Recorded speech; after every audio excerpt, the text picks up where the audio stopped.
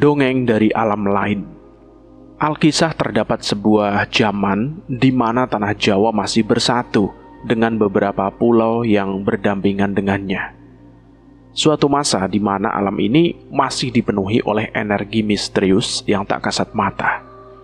Lambat laun perkembangan peradaban mulai membuat manusia mengenal yang namanya kekuasaan, kehormatan, dan berharganya sumber daya. Pertempuran terjadi di mana-mana, hanya dengan alasan untuk saling menguasai dan menunjukkan kedikdayaan. Pendekar, prajurit, rakyat pun akhirnya mulai memiliki alasannya sendiri untuk berperang. Melindungi orang yang disayang, membela yang lemah, mempertahankan tanah kelahiran, dan mungkin berbagai tujuan mulia lainnya. Namun mereka lupa, semua tujuan itu tercipta karena di atas mereka ada yang saling ingin berlomba untuk mendapat kekuasaan, kehormatan, dan memenuhi kebutuhan duniawinya. Banyak dari mereka yang mencari kesaktian untuk bisa bertahan di tanah ini. Saat itu, hal itu tidak mustahil. Masih ada beberapa orang terpilih yang mendapat berkah untuk berkomunikasi dengan para batara yang menurunkan kesaktiannya. Dengan ilmu kesaktian yang dimiliki mereka menjadi maha guru yang menurunkan ilmu-ilmu ke para pengikutnya.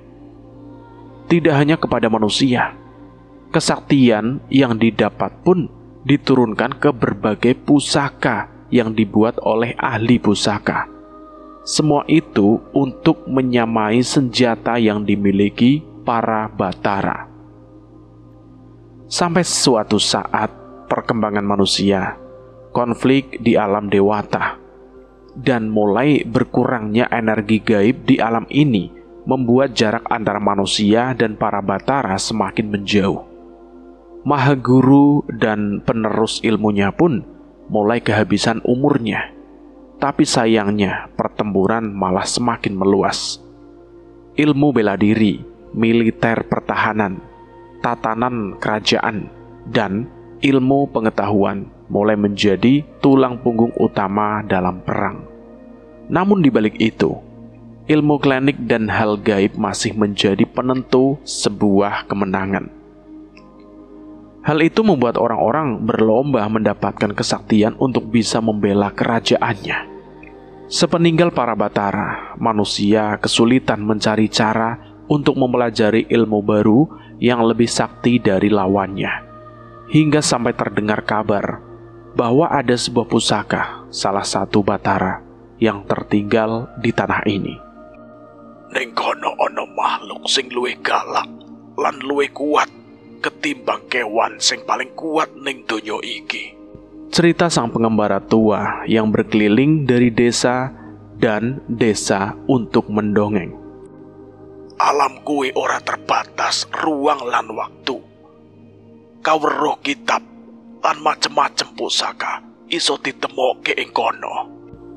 Kisah itu menyebar hingga ke berbagai penjuru, hingga ditemukan sebuah reruntuhan candi yang menurut masyarakat zaman dulu merupakan tempat singgah salah satu batara.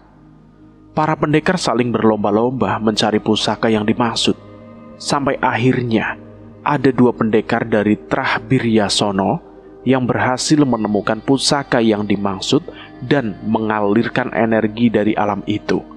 Sayangnya pusaka itu mengikat kedua pendekar tersebut di alam mengerikan yang mereka temukan sendiri. Semenjak itu alur peperangan semakin berubah. Dimulai dari salah satu kejadian. Sebelum pertarungan adu senjata dimulai, tiba-tiba muncul bola api bernyawa yang menyerang kediaman panglima perang. Tak hanya itu, bahkan menurut cerita ada sebuah desa yang hilang dihabisi sosok besar yang disebut dengan nama Rasbuto. Keberadaan sosok itu tak lain adalah perbuatan orang-orang yang mendapat kesaktian dari Ingon yang mengerikan dari alam mengerikan itu. Sayangnya, kebutuhan akan kesaktian membuat mereka lupa akan bayarannya. Apalagi makhluk yang mereka panggil akan tetap di alam ini, bahkan hingga sang pemilik ilmu mati. Kedua pendekar dari Trahbiryasono bisa bertahan di alam mengerikan itu dengan kesaktiannya. Mereka tetap mencari cara untuk keluar dari alam itu, walau harus bertarung tanpa henti di sana. Butuh waktu lama hingga mereka bisa menciptakan sebuah mantra untuk bisa kembali ke alam manusia. Sayangnya, ada resiko yang harus mereka tanggung. Darah mereka dan keturunannya akan terikat dengan alam itu. Itu mengakibatkan kesadaran mereka terkadang masih kembali ke sana. Tapi mereka tidak punya pilihan lain. Kondisi itu lebih baik dibandingkan kesadaran mereka terenggut oleh alam itu dan menjadi salah satu dedemit yang berkeliaran di sana. Sayangnya, ternyata salah satu pendekar berkehendak beda. Ia tidak bersedia untuk kembali dan memilih untuk terus mencari kesaktian dan kedikdayaan di alam itu. Ia melarikan diri hingga tidak dapat ditemukan. Mantra itu berhasil. Oleh keraton, kedua pendekar itu diberi gelar oleh kerajaan. Pendekar yang kembali dikenal dengan nama Raden Cokro Biryasono, dan pendekar yang tinggal di alam itu dikenal dengan nama Raden Darwana Biryasono. Raden Cokro dengan kemampuan yang ia dapat berhasil menjadi orang penting di kerajaan. Namun ia segera tersadar bahwa ilmunya membawa kerusakan sehingga ia memimpin terahnya untuk menyingkir dari peperangan dan menjadi rakyat biasa. Sampai beberapa puluh tahun kemudian, saudara jauh dari Raden Cokro memberi kabar bahwa ia melihat sosok yang ia kenal. Raden Cokro memeriksa kabar itu dan benar. Ia menemukan sosok saudaranya, Raden Darwana, di salah satu hutan. Anehnya, penampilan Raden Darwana sama sekali tidak bertambah tua. Belum sempat menghampirinya, sosok Raden Darwana sesekali menghilang dan muncul seolah masih berusaha untuk berada di alam ini dengan sepenuhnya. Kejadian itu memberikan firasat buruk pada Raden Cokro. Pasalnya, hidup puluhan tahun di alam yang dipenuhi makhluk tak berkeperimanusiaan dan penuh dengan kebiadaban sangat mungkin merubah jiwa seseorang. Raden Cokro pun mulai menceritakan tentang kengerian alam itu kepada masyarakat, agar mereka menjauh dari segala sesuatu yang berhubungan dengan alam itu. Sebuah alam di mana tak terbatas ruang dan waktu, alam di mana sosok dedemit dan makhluk tak kasat mata berasal. Sebuah alam yang memiliki kesadarannya sendiri. Jagat Segoro Demit. Pak Wajah meletakkan gulungan serat lontar yang ia bacakan ke meja dan menunjukkan ke yang lainnya. Sebuah gulungan yang tertulis dengan aksara Kawi yang ia dapatkan dari seseorang kepercayaannya. Ini beneran kitab, Pade? Kok ceritanya hampir tidak masuk akal ya? Tanya Egar yang setengah percaya dengan cerita yang terdapat di gulungan itu. Ini karya sastra kuno. Terkadang di zaman dulu untuk menyampaikan sebuah ilmu atau fakta harus memulai pendekatan karya sastra seperti ini. Jelas Pak Wajah. Jagat, Dirga, dan Bajiwo mendekat melihat benda itu. Iya, kalau kita nggak ngalamin sendiri dulu, mungkin kita juga nggak akan percaya dan terus menganggap kisah ini hanyalah dongeng. Ucap Dirga. Benar, belum tentu kisah yang tertulis di gulungan ini sepenuhnya karangan. Seperti ilmu pengleakan. Hal itu sama seperti yang tertulis di sini. Itu adalah ilmu yang diturunkan oleh Batari Durga. Jelas Pak Wajah pada Egar. Jagat beberapa kali mengecek beberapa aksara dan goresan-goresan gambar kuno yang tak dapat terlihat dengan jelas di sana. Selain itu, ada petunjuk apa lagi, Pak, tentang Jagat Segoro Demit? Pasti Pak Wajah punya petunjuk yang lebih dari kisah ini, kan? Tanya Jagat. Pak Wajah menghela nafas. Ia membuka sebuah gulungan lagi yang sepertinya masih satu kesatuan dengan yang sebelumnya. Hanya saja tulisannya lebih acak dengan beberapa goresan gambar. Di gulungan itu, Pak Wajah menjelaskan bahwa untuk berhubungan dengan Jagat Segoro Demit ada beberapa cara. Pertama, terbukanya gerbang secara alamiah setiap beberapa ratus tahun, yang artinya tidak mungkin mereka untuk menunggu hal itu terjadi. Kedua, dengan membuka pusaka seperti yang dilakukan Nyi Sendang Rangu dan Jagat.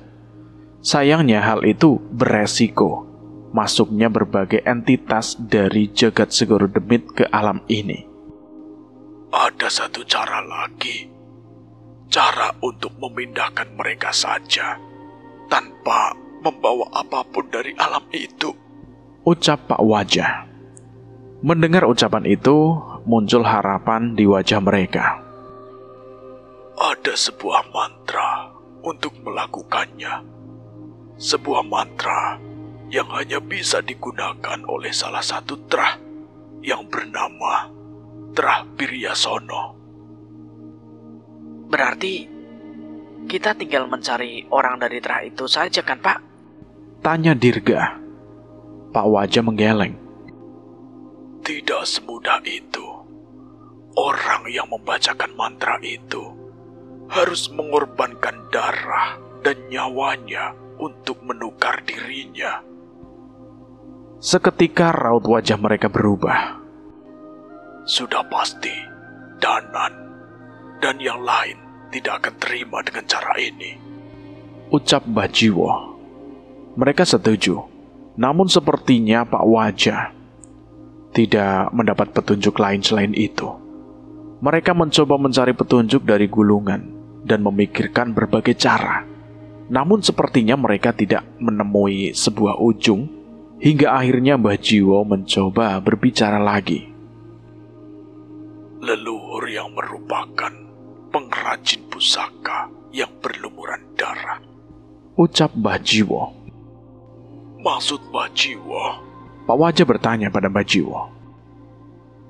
Ada satu ilmu terlarang dari leluhur saya yang mungkin bisa berguna. Namun itu tabu dilakukan di zaman ini. Ilmu terlarang? Kok kedengarannya serem? Sahut Dirga. Mbah Jiwo bercerita bahwa leluhurnya memiliki sebuah kitab terlarang. Sebuah ilmu yang bisa membuat sang empu penempa pusaka bisa membuat pusaka dari tulang belulang maupun organ tubuh manusia. Enggak, Mbah. Mbah sendiri yang bilang kalau Danan dan yang lain pasti juga gak setuju. Potong Jagat. Saya tidak pernah bilang bahwa itu manusia hidup, ucap Mbah Jiwo. Mendengar perkataan itu, mereka pun berpikir. Maksudnya, Mbah Jiwo ingin membuat pusaka dari jasad salah satu anggota Trah Biryasono. Pusaka yang bisa mengeluarkan mereka bertiga dari Jagat Segoro Demit. Tanya Pak Wajah. Mbah Jiwo pun mengangguk dengan ragu. Mereka pun terdiam cukup lama. Benar ucapan Mbah Jiwo. Hal seperti ini sangat tabu untuk dilakukan. Entah itu benar atau salah, mereka masih belum dapat memutuskan. Sebentar, Pak De. Intinya kan, kuncinya ada di orang-orang dari Trah Biryasono.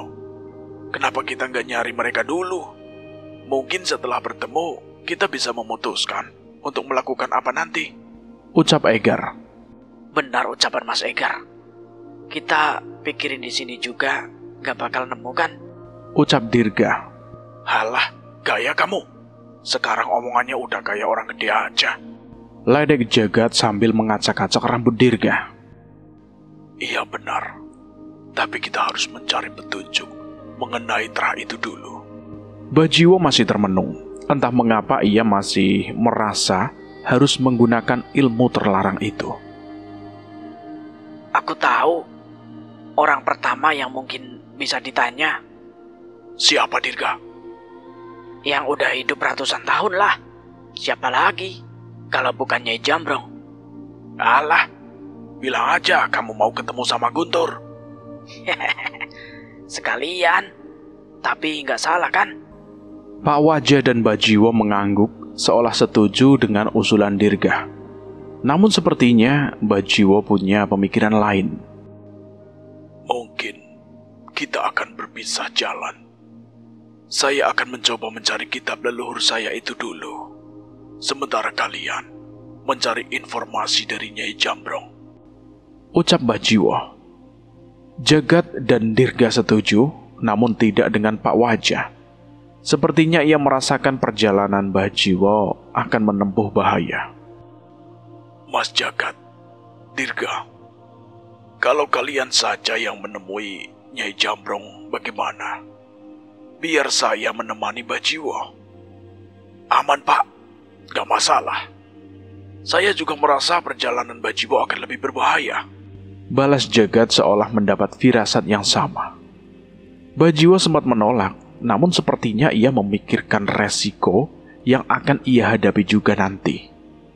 Terlebih zaman dulu, leluhurnya juga sudah menghabisi banyak nyawa untuk bersekutu dengan sosok gaib.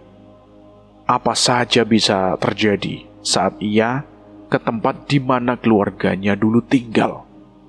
Siang itu juga mereka pun meninggalkan desa Rangitaru, sebuah desa terpencil di sosok timur Pulau Jawa, tempat di mana Egar dan Pak Wajah tinggal saat ini. Saat ini desa itulah yang terdekat dengan tempat di mana gerbang Jagat Segoro Demit pernah terbuka di sebuah hutan, sekaligus tempat terdekat dengan Pulau Dewata. Sudut pandang Dirga. Langit menghabiskan merahnya dan mengantar kami ke gelapnya malam di sebuah desa. Sebuah desa yang asri yang dikelilingi hutan di beberapa sisinya. Ada satu tempat pemakaman baru yang cukup menarik perhatianku. Namun, seorang kakek di sana menatapku seolah melarangku untuk memperhatikan tempat itu lebih jauh lagi. Desa Wadirejo. Sekilas terlihat tidak ada yang istimewa dengan desa ini. Hanya sebuah desa padat penduduk yang mulai berkembang. Namun tak disangka desa ini juga menyimpan berbagai kisah yang sulit dipercaya. Salah satunya tentang keberadaan sosok seorang nenek yang telah hidup selama ratusan tahun, Nyai Jambrong.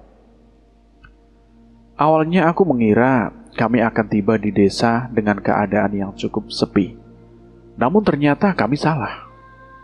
Cukup banyak warga sedang berkumpul sembari membawa kentongan dan benda-benda pembuat suara. Ngapunten, Mas. Ini ada apa ya? Kok rame-rame? Tanya Mas Jagat pada salah seorang warga di sana. Masnya pendatang ya? Kayak baru lihat. Iya, saya Dirga. Ini Pak D saya, Mas Jagat. Kebetulan kami mau mampir ke rumah Guntur. Oh alah, koncone Guntur toh. Itu orangnya di sana. Aku melihat beberapa orang sedang berkumpul dan diantaranya sedang menggerumuni Guntur. Piye to, Tur? Lah yo mbok dibantu. Iki anak mbok parse lho. Kok kowe tegel men to? Ucap salah seorang warga yang seolah menyudutkan Guntur. Orang ngono, Pak. Nek jenenge wong ilang iki, njaluk tulunge ya karo polisi. Dudu bocah sing kerjane mung ngingu wedhus kaya aku ngene. Balas Guntur. Kan kamu tahu sendiri, Tur. Anak itu hilangnya tidak wajar. Pasti ulah demit. Seorang warga lagi mulai meyakinkan Guntur. Aku mendekat ke arah mereka dan melambaikan tangan ke arah Guntur. Dirga, Mas Jagat. Guntur terlihat tersenyum menemukan kami. Ngapunten, Pak. Bu, kula pamit. Enek kanca ado sing teko. Teriak Guntur yang segera menghampiri kami dan menarik tangan kami untuk segera pergi. Lah, Tur, kok malah kabur? Piye toh? Tenang, nanti anak Mbok Parsih pasti selamat. Teriak Guntur. Kami segera pergi mengikuti arahan Guntur menuju ke sebuah rumah. Aku menduga itu adalah rumah Guntur. Bu, teman-teman Guntur datang. Teriaknya sembari masuk ke rumah. Tak lama setelah teriakan itu, tiba-tiba seorang wanita keluar menyambut kami. Iyalah Guntur, temannya mau datang gak bilang-bilang. Si Mbok belum nyiapin apa-apa. Iya Bu, gak usah repot-repot. Diizinin mampir saja, sudah seneng kok. Meskipun memulai perbincangan singkat dengan memperkenalkan diri, sementara Guntur memasukkan barang bawaannya ke dalam rumah dan keluar dengan membawa singkong goreng. Nginep sini kan Dirga? Ada kamar kosong kok di belakang. Aku saling menatap dengan Mas Jagat. Sebenarnya kami memang belum merencanakan akan menginap di sana. Sudah, nginep saja. Jarang banget loh Guntur kedatangan temannya, ucap Ibu Guntur. Setelah berpikir beberapa saat, kami pun memutuskan untuk menginap di rumah Guntur. Terlebih, kami masih penasaran tentang keberadaan anak hilang yang sempat membuat warga desa ramai tadi. Tur, tadi rame-rame kenapa itu? Bener emangnya ada anak yang hilang? Tanyaku pada Guntur. Guntur malah mengambil singkong goreng di hadapan kami dan makan dengan santainya. Halah, masalah biasa itu. Besok pasti juga sudah ketemu anaknya. Mas Jagat sedari tadi terlihat menerawang sesuatu. Sepertinya ia juga sudah merasa ada yang janggal. Dirga, Mas Jagat itu Pak Demu kan? Iya Tur, memangnya kenapa? Kok manggilnya Mas toh? Kan gak sopan. Wajah Guntur terlihat penasaran. Pak Deko itu kelewat kreatif kok. Katanya minta dipanggil Mas saja, biar gak susah cari jodoh. Seketika wajah Guntur tertawa sembari menatap ke arah Mas Jagat. Walah, biar gampang kalau mau modus ya. Paham. Ucap Guntur sambil melirik Mas Jagat. Dirga, mulutmu itu loh, tolong dikondisikan. Ada harga diri yang dipertaruhkan di sini. Ucap Mas Jagat. Perbincangan itu memulai perbincangan ringan dari kisah pertemuan Guntur dengan Mas Cahyo hingga mengingat kembali pertempuran yang kami alami sebelumnya. Cukup lama kami menikmati suguhan dari ibunya Guntur sambil mengobrol hingga akhirnya kami memutuskan untuk beristirahat di malam itu. Mungkin kurang sopan bila berkunjung ke kediaman Nyai Jambrong di malam-malam seperti ini. Kami pamit untuk tidur setelah perbincangan seru malam itu. Tapi setelah sampai kamar, ternyata Mas Jagat mulai terlihat serius. Kenapa Mas? Kok kayaknya ada yang serius? Anak yang tadi, Dirga. Dia diculik wewe gombel. Mungkin agak malam Mas tinggal sebentar ya. Ya, aku ikut. Sekalian saja Mas, daripada kepikiran. Mas Jagat setuju. Kami pun beristirahat sebentar sampai merasa orang-orang rumah sudah terlelap. Tepat menjelang tengah malam, aku dan Mas Jagat bersiap untuk keluar rumah. Keadaan di rumah cukup sepi, dan kami berhati-hati agar tidak membangunkan Guntur dan ibunya. Sesuai petunjuk Mas Jagat, kami pun berlari menuju ke sisi hutan yang mengarah ke sebuah hutan bambu. Sekilas tidak terlihat apapun di sana, tapi aku tahu dengan pasti Mas Jagat tahu kemana kami harus mencari. Semakin dalam kami masuk, samar-samar terdengar suara dari salah satu sisi hutan. Suara tangisan anak kecil terdengar di antara suara lainnya. Itu Mas, di situ. Kami berlari ke arah suara itu dan menemukan sesosok makhluk yang memang sering diperbincangkan sejak zaman aku kecil. Makhluk berbadan besar dengan rambut menjuntai hingga ke tanah.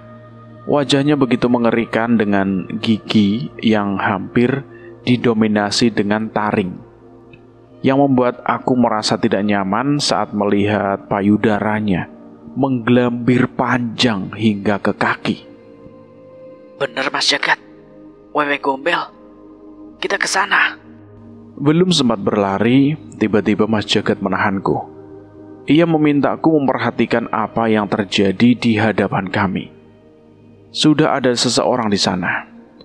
Ada seorang anak muda seumuranku yang menutupi wajahnya dengan sarung, sedang berusaha mengusir Wewe Gombel itu dengan beberapa benda dari tasnya. Wewe Gombel itu tidak terima, namun orang itu berhasil menghindari serangan-serangan makhluk itu dengan mudah dan sesekali memberinya pelajaran. Itu Guntur kan Mas Jagat? Mas Jagat mengangguk sembari memintaku untuk mengecilkan suara. Aku tahu dengan jelas ilmu bela diri yang digunakan oleh orang itu sama persis seperti yang digunakan Guntur. Kami memperhatikan sejenak apa yang terjadi di sana. Setelah mengetahui Guntur tidak mendapatkan kesulitan, kami pun memutuskan untuk kembali ke rumah tanpa memberitahu kedatangan kami pada Guntur. Dia pasti punya alasan sendiri ketika menolak permintaan warga desa dan menangani hal ini sendirian, ucap Mas Jagat. Aku menoleh ke arah pertarungan mereka sejenak. Entah mengapa saat itu aku merasa Guntur cukup keren dengan entah apapun niatnya itu. Kisah pagi ini dimulai dengan lauk opor yang dimasak oleh Ibu Guntur. Guntur pun makan dengan lahap, seolah tidak terjadi kejadian apapun semalam. Dirga sama Mas Jagat kenal sama Guntur di mana? Kok bisa jauh-jauh dari Jawa Barat sampai ke sini toh? Oh itu Bu, waktu itu kami sempat kerepotan waktu berurusan sama. Tang! Seketika sebuah cendong sayur terjatuh menghentikanku bercerita. Hehe, maaf, itu Bu, sekolah Dirga pernah bikin lomba olahraga antar sekolah, jadi ketemu di sana. Ucap Guntur sembari memberikan isyarat mata padaku. Aku menganggukkan kepalaku. Sepertinya aku mengerti maksudnya. Guntur tidak mau ibunya tahu kalau dia terlibat dengan hal-hal berbahaya. Tiba-tiba, tak tak tak tak. Kula nuwun, Guntur di rumah enggak? Terdengar suara seorang perempuan dari luar. Rum, masuk Rum. Teriak Ibu Guntur, seolah sudah sangat kenal dengan perempuan itu. Sini ikut sarapan, mumpung ada temannya Guntur juga. Wah, makasih Bu, mau nganter ini aja. Ibu bikin kue cucur lumayan banyak. Oh alah, makasih ya Nduk. Nanti tolong bawain opor buat Ibu juga ya. Arum pun mengiyakan. Sepertinya Guntur juga sudah pernah menceritakan sedikit banyak tentang kami. Ia menatap Guntur seolah memberi suatu isyarat. Ya sudah, Arum tunggu di belakang ya Bu. Nengokin si Junet. Aku dan Mas Jagat saling bertatapan. Junet kambingku, udah gak usah bingung, ucap Guntur yang membaca kebingungan kami. Kami pun tidak jadi bertanya dan menyelesaikan sarapan pagi kami. Kowe iki piye ta Tur? Anak mbok Parsih hilang. Kok ora gelem bantu toh? Ucap Arum dengan sedikit kesal. Sepertinya ia tahu kalau sebenarnya Guntur bisa membantu. Emoh, males, aku wedi, ucap Guntur sembari memberi makan Junet. Merasa penasaran, aku dan Mas Jagat pun ikut bergabung dengan perbincangan mereka. Emang kenapa tuh Arum? Anaknya Mbok Parse kenapa? Tanya Mas Jagat pura-pura tidak mengerti. Iya mas, ada anak di desa ini yang sudah 2 malam menghilang. Warga sudah mencarinya ke seluruh desa, tapi nggak ketemu. Terus hubungannya sama Guntur apa? Balas Mas Jagat. Arum menoleh ke arah Guntur dengan muka cemas. Sepertinya ia benar-benar khawatir dengan anak itu. Harusnya Guntur bisa bantu, tapi... Belum sempat menyelesaikan ucapannya, Mas Jagat mengusap-usap kepala Arum dan memintanya untuk tenang. Tahu nggak, Rum? Gak semua jagoan itu pakai seragam atau jubah bagus loh. Kadang ada yang cuma pakai sarung. Timbalku sambil menahan senyum melihat kejadian semalam. Arum terlihat bingung mendengar ucapan kami. Tapi kebingungan Arum mendadak berubah ketika terdengar suara beberapa orang warga yang berteriak memecah pagi itu. Anaknya Mbok Parse sudah pulang, teriak orang itu. Sontak Arum yang khawatir segera menoleh ke jalan dan penasaran dengan berita itu. Sudah, samperin saja ke rumah Mbok Parse, biar tahu dengan jelas keadaan anaknya, ucap Mas Jagat. Arum pun segera pamit pergi setelah mengacak-acak rambut Guntur dan memasang muka meledek pada Guntur. Mas Jagat hanya menggeleng melihat kelakuan anak-anak muda yang sepertinya ingin bergegas untuk dewasa itu. Matahari sudah meletakkan posisinya tepat di atas kami. Namun semua cahayanya terhalang oleh sebuah pohon besar yang rindang, di mana terdapat sebuah rumah tua di bawahnya. Kula nuwun. Aku mengetuk pintu rumah dengan perlahan. Ini adalah rumah Nyai Jambrong, sosok nenek yang sudah berumur ratusan tahun dan pernah menguasai ilmu rawa rontek. Siapa? Saya Nyai Dirga sama Mas Jagat. Mendengar suaraku, terdengar suara seseorang melangkah mendekat. Aku bersiap mendekat ke arah pintu, namun Guntur malah menarikku menjauh. Awas Dirga. Awas kenapa Tur? Belum sempat mendapatkan jawaban dari Guntur, tiba-tiba sesuatu jatuh dari atas dan mendarat tepat di hadapan pintu. Kudune aja mbok tarik bocah kuwi, ucap Nyai Jambrong sambil tertawa. Aku masih berusaha menahan kagetku yang melihat seorang nenek mendarat tepat di hadapanku. Ah Nyai, ngagetin aja. Ayo mlebu, anggap saja rumah saya. Tak anggap rumah demit wae piye, Mbah? Ledek Guntur.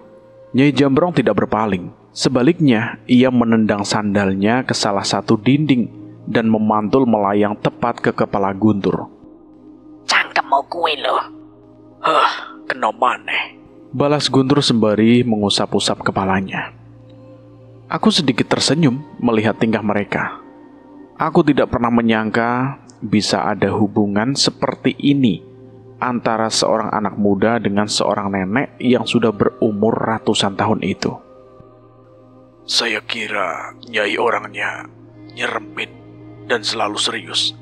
Gak nyangka aslinya begini. Itu kan sekarang, Mas. Gak tahu aja dulu waktu baru bangkit dari jembangan keramat. Duh, demit-demit satu alas saja kalah serem, Mas. Ledek Guntur lagi. Nyai Jambrong menoleh ke arah Guntur. Tapi sayangnya kali ini Guntur sudah lebih siap, sehingga Nyai Jambrong memilih untuk menahan dirinya untuk memberi Guntur pelajaran. Ya sudah, ada urusan apa kalian kemari? Pasti ada hubungannya dengan 2 bocah itu kan? Kami mengangguk dan segera menceritakan tentang isi serat yang dipelajari oleh Pak Wajah. Nyai Jambrong sepertinya tidak kaget mengenai kisah tentang Jagat Segoro Demit. Tapi dia sedikit berpikir saat mengetahui ada cara lain yang menghubungkan dengan Trah Biryasono. Kalian yakin Trah itu bisa menghubungkan dengan Jagat Segoro Demit? Justru karena kami belum tahu, kami memutuskan untuk bertanya langsung dengan mereka. Jelas Mas Jagat. Nyai Jambrong sedikit bercerita. Ia memang pernah mengetahui tentang terah itu. Ada segelintir orang sakti yang memang mengincar mereka untuk mendapatkan kekuatan dari Jagat Segoro Demit dulu.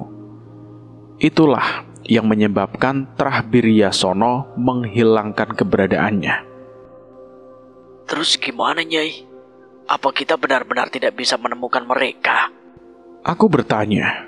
Nyai Jambrong menatapku dan Mas Jagat seolah memastikan sesuatu. Bisa. Ia pun bergegas masuk ke dalam rumah dan keluar dengan membawa sebuah kotak kayu di hadapan kami. Apa ini, Mbah? Benda ini bisa menuntun kita bertemu dengan orang-orang dari terah itu? Tanya Guntur. Nyai Jambrong hanya menggeleng sembari membuka kotak itu dengan perlahan. Ora. Masalahe aku mesti nganggo jarik sing ngendi lho nek arep nemoni denen kuwi. Sontak kami bertiga menahan kesal melihat kelakuan nenek tua itu. Tapi kabar baiknya, berarti Nyai Jambrong mengetahui cara untuk bertemu dengan Trah Biryasono. Dengan mobil pick-up Mas Jagat, kami berangkat menuju sebuah tempat sesuai arahan Nyai Jambrong. Tentunya setelah diterjemahkan oleh Guntur. Nyai Jambrong duduk di depan, sementara aku dan Guntur di bak belakang. Sepanjang perjalanan kami saling berbagi cerita, tapi hampir setengah dari cerita Guntur adalah tentang Arum. Sepertinya aku dapat menyimpulkan sesuatu dari sikap mereka berdua. Dalam beberapa jam perjalanan, kami sampai di sebuah rumah yang mungkin lebih pantas disebut sanggar. Dengan sopan, kami memberi salam dan memanggil pemilik rumah tersebut. Sayangnya tidak ada jawaban sama sekali dari dalam rumah. Nyai, beneran ini rumahnya? Tanya Guntur. Kalau tidak di sini, saya tidak tahu lagi di mana harus mencari mereka. Ucap Nyai Jambrong. Kami menunggu cukup lama hingga matahari hampir terbenam. Namun tidak ada satupun tanda-tanda ada seseorang yang akan keluar menemui kami. Sampai saat kami mulai putus asa dan bersiap untuk pulang, tiba-tiba terdengar suara teriakan dari dalam rumah. Mengetahui hal itu, kami memaksa masuk dengan melompati gerbang hingga menemukan sebuah rumah besar di tengah pekalangan. Kami mendengar suara tangisan seorang perempuan yang terdengar dari rumah tersebut. Mbak, ada apa Mbak? Buka pintunya. Teriak Mas Jagat. Sayangnya perempuan itu tidak menjawab. Ia hanya terus menangis, tak menghiraukan teriakan kami.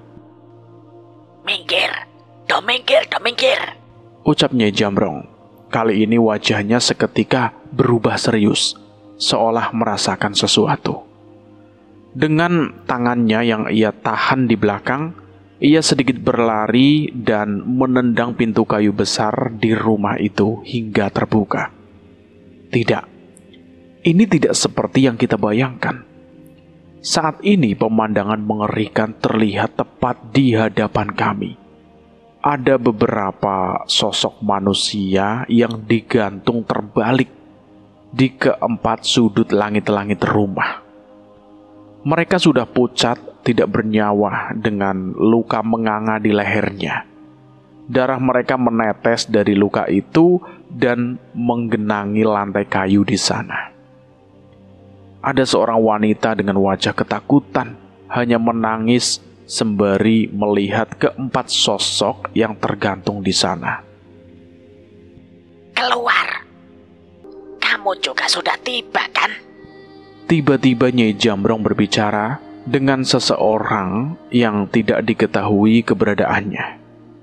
Dari salah satu gelapnya sudut ruangan itu, tiba-tiba muncul sosok nenek dengan wajah yang lebih tua dari Nyai Jambrong. Ia berjalan tertatih dengan tongkat di tangannya. Siapa itu? Guntur mencoba menghampiri itu, Namun Nyai Jambrong menarik bajunya dan menahannya.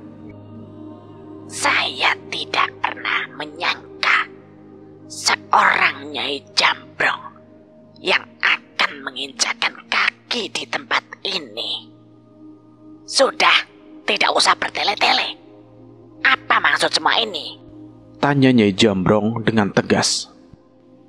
Kami terlambat datang. Saat ini terah kami tengah diburu. Jelas nenek itu. Tunggu, kami. Berarti masih ada orang lain yang datang bersama nenek itu di tempat ini. Berarti 4 jasad ini bukan perbuatan nenek. Tanyaku memastikan. Nenek itu menggeleng. Wajah sedih mulai terlihat dari dirinya. Mereka anggota keluarga saya.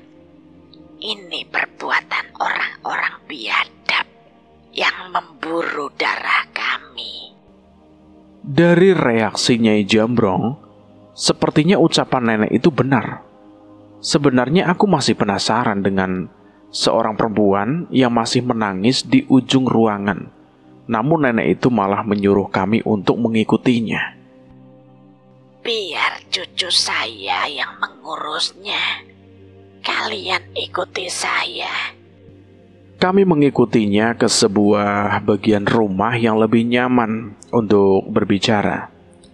Tepat setelah meninggalkan ruangan itu, tiba-tiba terdengar suara langkah kaki yang memasuki ruangan tadi.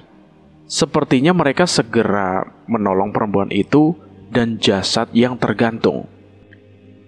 Darah murni Trabiryasono hanya tinggal dimiliki beberapa orang.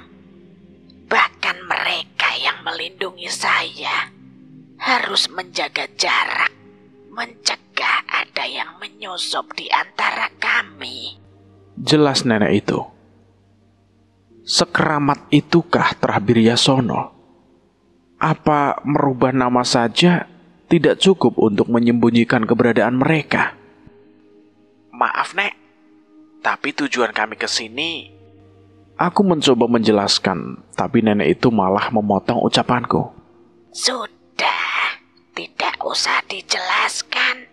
Saya sudah tahu maksud kalian. Maksud nenek? Guntur semakin bingung. Nenek itu menarik nafasnya sebentar, samar-samar terlihat senyum di bibirnya. Saya sudah bertemu mereka. Tenang saja. Mereka baik-baik saja di alam sana. Ucap nenek itu. Nenek ketemu Mas Danan dan Mas Cahyo. Bagaimana bisa? Tanyaku pada nenek itu. Nenek itu bercerita, Trabiryasono masih dikutuk hingga sekarang. Di balik alam sadarnya, kadang kesadaran mereka bisa berpindah ke alam jagat Segoro Demit.